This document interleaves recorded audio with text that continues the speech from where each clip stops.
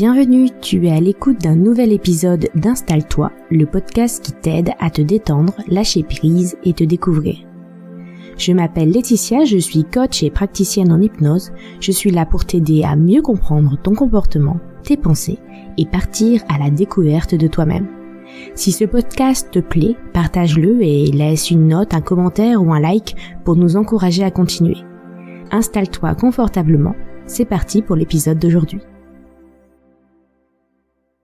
Je t'invite à t'installer confortablement et à fermer les yeux.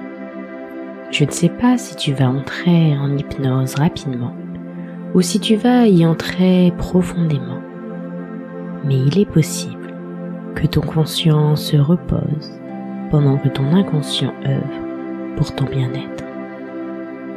Et pendant que tu t'installes, peut-être que tu commences déjà à percevoir certaines sensations. Ou peut-être que ton attention est encore ailleurs. Et c'est très bien comme ça. Tu peux écouter ma voix ou laisser ton esprit suivre son propre chemin, comme il le fait parfois, sans prévenir. Il y a quelque chose d'intéressant avec les ressentis, parce qu'ils sont toujours là, même quand on ne les écoute pas, même quand on n'y prête pas attention, comme une présence discrète qui n'a pas besoin de faire de bruit pour exister. Et je ne sais pas si en ce moment, tu remarques plutôt une sensation de détente, ou peut-être une légère tension quelque part, ou peut-être même un mélange des deux, comme si certaines parties de toi se relâchaient, pendant que d'autres prennent encore leur temps. Tu peux laisser ton corps faire, sans chercher à modifier quoi que ce soit, simplement observer, ou ne pas observer, ressentir, ou ne pas ressentir clairement, et c'est tout aussi bien. Parce que parfois, vouloir ressentir empêche de ressentir. Et parfois, c'est en laissant de côté l'idée même de ressentir que quelque chose apparaît naturellement. Comme si une partie de toi pouvait rester à l'écoute de mes mots, pendant qu'une autre commence déjà à se rapprocher doucement de ce qui se passe à l'intérieur. Et c'est curieux de se demander, est-ce que les ressentis apparaissent? Ou est-ce qu'ils étaient déjà là, avant même qu'on y fasse attention? Laisse cette question flotter, sans chercher de réponse. Peut-être que tu peux imaginer, ou simplement remarquer, comme une sorte d'espace, un peu comme un arrière-plan, où les sensations existent, sans effort, sans que tu aies besoin de les créer. Et dans cet espace, il n'a rien à faire, rien à comprendre, juste à laisser venir ce qui vient à son rythme. Tu peux sentir ou imaginer une légère lourdeur dans tes mains, ou peut-être une sensation différente, plus légère, comme si ton corps trouvait seul la manière la plus juste de se relâcher, sans que tu aies besoin d'y penser. Et pendant que certaines sensations deviennent plus présentes, d'autres peuvent s'éloigner ou se transformer, comme si ton attention jouait à se poser, puis à repartir, puis à revenir ailleurs ou au même endroit, sans logique particulière. Et c'est très bien comme ça, parce que ton inconscient n'a pas besoin de logique pour faire ce qu'il a à faire. Peut-être que tu remarques que plus tu laisses faire, plus quelque chose s'apaise, doucement, comme un bruit de fond qui diminue, comme une sensation qui devient plus floue, pendant qu'une autre devient plus claire, et sans forcément mettre de mots dessus, sans chercher à analyser. Tu peux simplement laisser ton expérience se faire telle qu'elle est, parce que ce que tu ressens vraiment n'a pas besoin d'être forcé, ni même cherché. C'est déjà là, quelque part, accessible, dès que tu lui laisses un peu d'espace. Et pendant que ton conscient peut encore essayer de comprendre, ton inconscient, lui, peut déjà commencer à se reconnecter à cette simplicité, presque évidente, quand on arrête de vouloir la saisir. Et peut-être que tu peux te laisser surprendre par ce qui émerge, ou par ce qui ne se passe pas, et découvrir que dans les deux cas, quelque chose se met en place tranquillement. Tu peux décider de croire en la magie de mes histoires, ou te laisser porter simplement par le son de ma voix. Je te propose de revoir le brouillon de tes pensées et d'écrire aujourd'hui le début d'un nouveau chapitre. Tu peux commencer à te relaxer et, si tu le souhaites, écouter l'histoire que je vais te raconter. Clara a sorti son téléphone une dizaine de fois depuis le matin. Le GPS lui propose un itinéraire. Elle l'ignore. Elle préfère demander une vraie personne, c'est plus rassurant, quelqu'un qui sait. Elle marche dans les ruelles du vieux quartier, sa carte mentale brouillée par trop de voix différentes. Elle cherche la petite librairie dont sa mère lui avait parlé un jour. Une librairie ancienne nichée quelque part dans cette ville qu'elle ne connaît pas bien. Elle ne se souvient que d'une sensation, quelque chose de discret, d'intime, vers le bas de la colline. Un parfum de pain chaud flotte dans l'air. Le soleil réchauffe les vieilles pierres grises. C'est une belle matinée pour se perdre. Elle s'arrête devant un homme qui promène son chien, un petit épagneul roux, qui renifle les dalles. « Excusez-moi, je cherche une petite librairie ancienne dans le quartier. » L'homme réfléchit, plisse les yeux. Par là, je crois, tout droit, puis à gauche après la pharmacie. » Clara reprend sa marche. Rassurée pour 30 secondes, elle arrive à la pharmacie. Il y en a deux, l'une en face de l'autre. Elle choisit la gauche, tourne. La rue ne ressemble à rien de familier.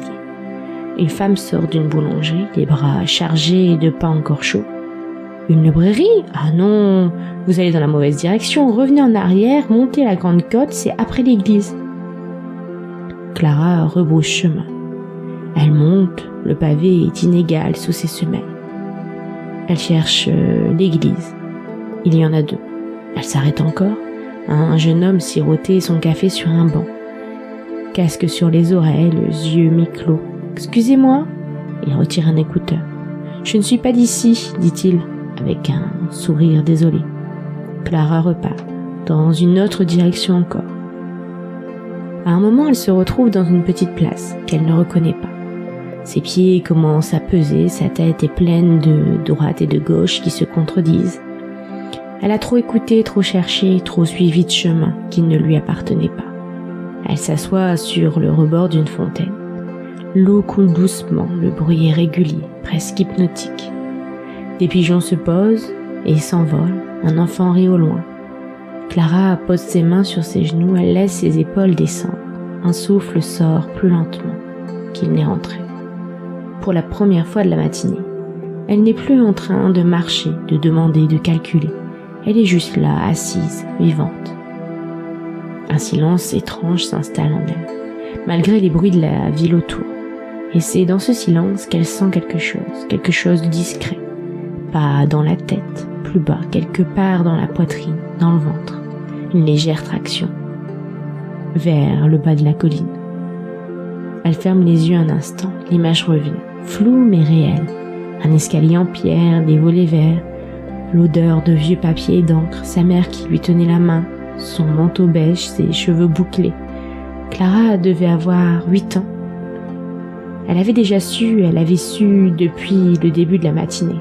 Mais elle avait eu peur de se tromper, peur que son impression soit trop vague, trop subjective.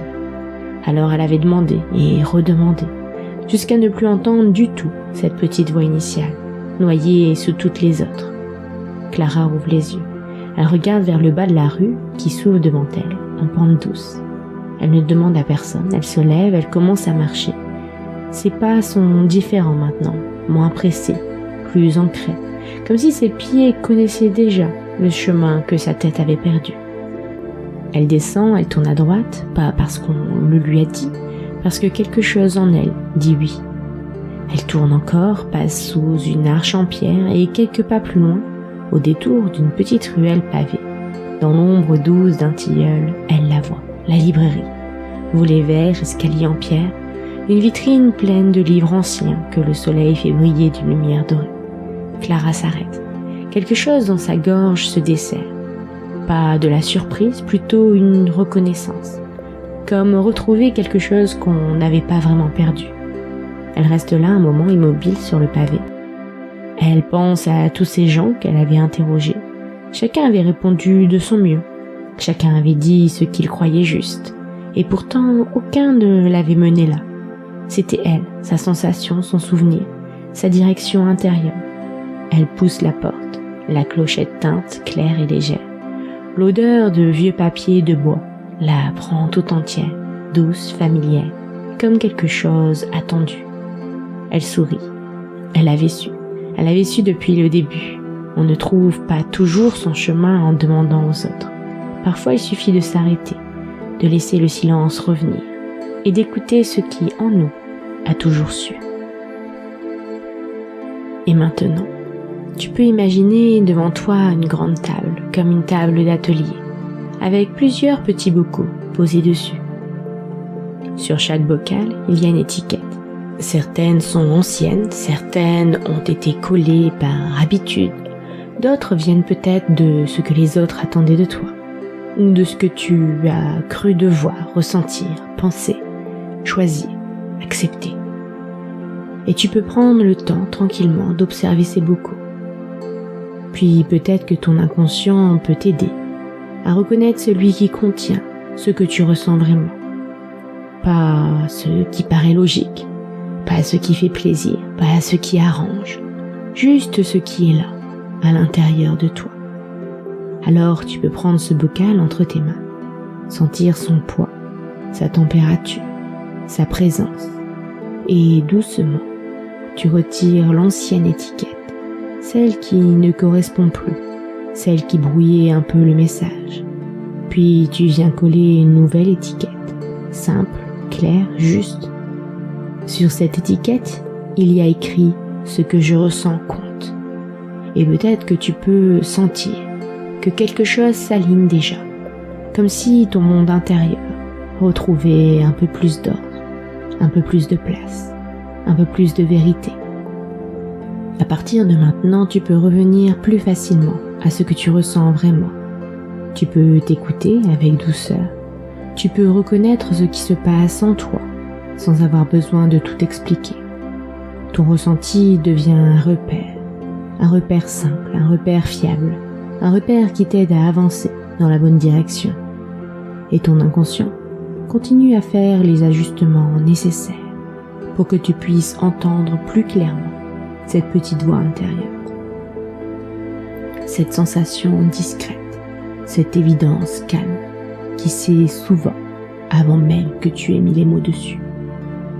Imagine-toi dans quelques jours, dans une situation ordinaire, une discussion, un choix, un moment où tu aurais peut-être eu l'habitude de t'éloigner de toi. Et cette fois, tu prends une seconde, tu respires, tu ressens, et tu remarques que tu sais, peut-être pas tout, peut-être pas parfaitement, mais tu sais déjà un peu mieux ce qui est juste pour toi. Et cette clarté te donne une sensation de calme, de solidité, de liberté intérieure. D'ici quelques instants, cet épisode va se terminer et ton inconscient va continuer à intégrer ce retour à toi dans les heures, les jours et les nuits qui viennent. Et quand tu le souhaiteras, au rythme qui te convient. Tu pourras réunir toutes les parties de toi, retrouver ton corps dans son ensemble, revenir ici et maintenant au moment présent, en gardant avec toi cette sensation douce et profonde. Ce que tu ressens compte. Et tu pourras rouvrir les yeux doucement quand ce sera juste pour toi. Ce fut un plaisir pour moi de t'accompagner et j'espère que mon histoire t'aura ouvert la voie pour t'aider à revenir à ce que tu ressens vraiment. Retrouve mes audios d'hypnose en boutique sur mon site laetitia-blasquez.com. À bientôt!